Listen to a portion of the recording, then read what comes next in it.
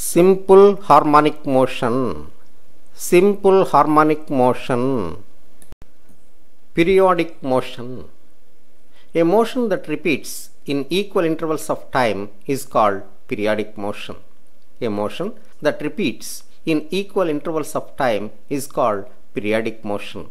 For example, the needles in the watch, that is the seconds hand, the minutes hand and the hours hand. Orbital motion of Earth around the Sun. The spin motion of Earth about its own axis. The motion of a satellite around the Earth. These are some of the examples for periodic motion. Oscillatory motion. The motion of a body which is a to and fro motion is called oscillatory motion. For example, the pendulum of a clock, the vibrating string, etc. If you take a simple pendulum, if the length is very large compared to the amplitude of vibration, then we say it is a simple pendulum.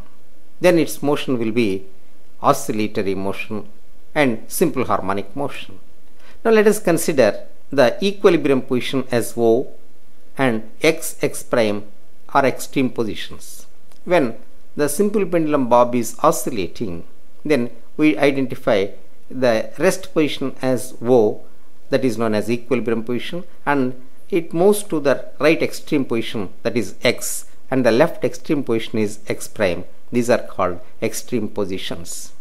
And the distance Ox and Ox prime are equal, and it is known as amplitude of vibration. It is represented by capital A.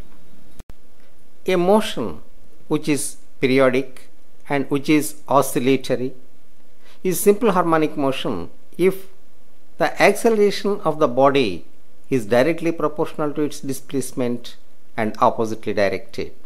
A is proportional to minus x. A represents acceleration, x represents displacement, minus sign indicates that the acceleration is oppositely directed to displacement. That means when the displacement is to the right, then the acceleration will be to the left. I have shown displacement by the arrows in the down the horizontal line and acceleration with arrows above the horizontal line, red horizontal line. So the acceleration when it is left, the displacement is to the right, and when the displacement is to the left of O, then the acceleration is to the right. So in these two cases, the acceleration is oppositely directed. Characteristics of simple harmonic motion. Characteristics of simple harmonic motion. A motion which is a to and fro motion, a motion which is to and fro motion and which takes place along a straight line, which takes place along a straight line, and it takes place about a mean position, and a periodic motion. It should be a periodic motion, and the acceleration is directly proportional to displacement and oppositely situated. Such a motion is called simple harmonic motion. The characteristics are to and fro motion, motion along a straight line, about a mean position, periodic motion, and A is proportional to minus x. These are the characteristics of simple harmonic motion. Uniform circular motion. Uniform circular motion. Let us consider a particle moving with uniform velocity along the circumference of a circle. Let O be the center of the circle and R the radius of the circle, and the particle moving in uniform circular motion is represented by say P, and its uniform speed is represented by say V. Then it will have uniform angular acceleration which is indicated by omega. Let us draw perpendiculars from P onto OX and OY. Let us draw perpendiculars onto XX prime and YY prime. The perpendicular onto YY prime is PN and the perpendicular onto XX prime is PM. PM is perpendicular onto XX prime and Pn is perpendicular onto YY prime. Let us consider that the particle has started at x and moved up to the position p in time t. Let us suppose the particle moves from x to p in time t along the circumference of the circle with uniform speed. Then its angular displacement theta is equal to omega t. Angular displacement theta is equal to omega t.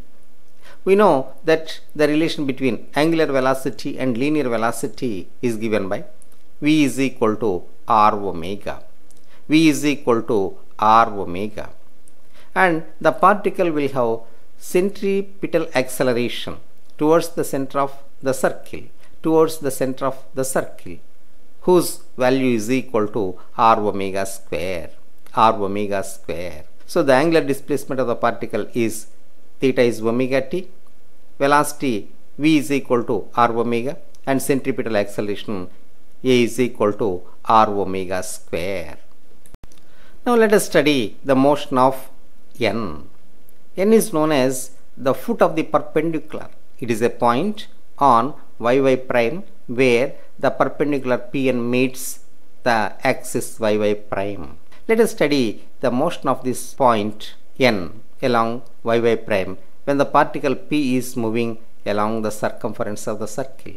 When p is at x, n will be at O. When p is at x, n will be at O. As p moves from x to y along the circumference, as p moves from x to y, n moves from O to y on OY. N moves from O to y along y prime. When p reaches y, n will also reach y. When p is at y, n will be also at y. As p moves from y to x prime along the circumference, n moves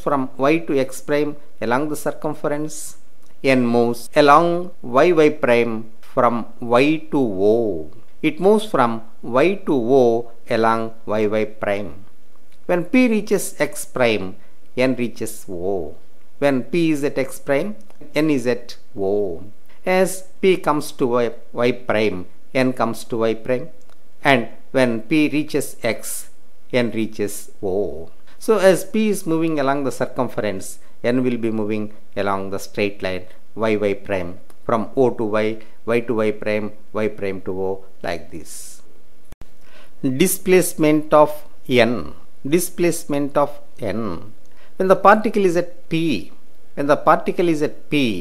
then let us consider the triangle OPN. Then the displacement of n is O to n, that is y.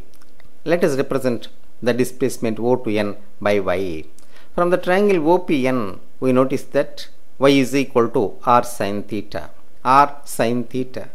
From triangle OPN, we have sin theta is equal to y by r.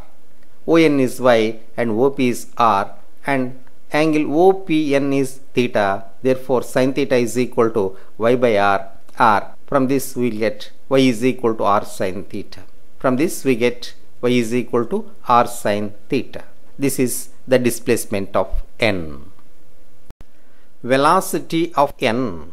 To get the velocity of n, let us consider the components of velocity of p.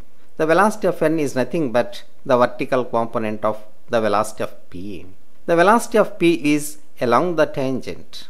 The vertical at p makes an angle theta with the tangent. Hence, vertical component is v cos theta and horizontal component is v sin theta. The vertical component is v cos theta and the horizontal component is v sin theta. Here, the velocity of n is the vertical component. Hence, the velocity of n is equal to v cos theta. We know that v is equal to r omega. Hence, the velocity of n will be taken as r omega cos theta. Acceleration of n. The acceleration of n is nothing but the component of the acceleration of p. The acceleration of p is r omega square. It is situated towards the center of the circle, that is along PO. R omega square is along PO. Once again it will have two components. One is horizontal component along Pn and vertical component along Pm. Vertical component along Pm. Horizontal component is R omega square cos theta or cos omega t, and vertical component is R omega square sin theta. R omega square sin theta or R omega square sin omega t. This will be along Pm. So this will be the acceleration of n. So the acceleration of n will be towards the center O, and its magnitude is R omega square sin omega t. Motion of n. Motion of n. N moves along the straight line y prime. So its motion takes place along a straight line. The motion is along a straight line. It moves about the fixed point O. N moves about the fixed point O, and its acceleration a is equal to minus omega square y minus R omega square sin omega t or minus omega square y. So it is proportional to the displacement y, and it is oppositely directed. So omega is constant, hence a is proportional to y, and minus n indicates that the acceleration is opposite to the displacement. The displacement is from O to n, and acceleration is from n to O. Hence they are oppositely directed. So these are the conditions required for the particle to be in simple harmonic motion. These are the characteristics of a particle in simple harmonic motion. Hence the motion of n is simple harmonic motion. The motion of n is simple harmonic motion.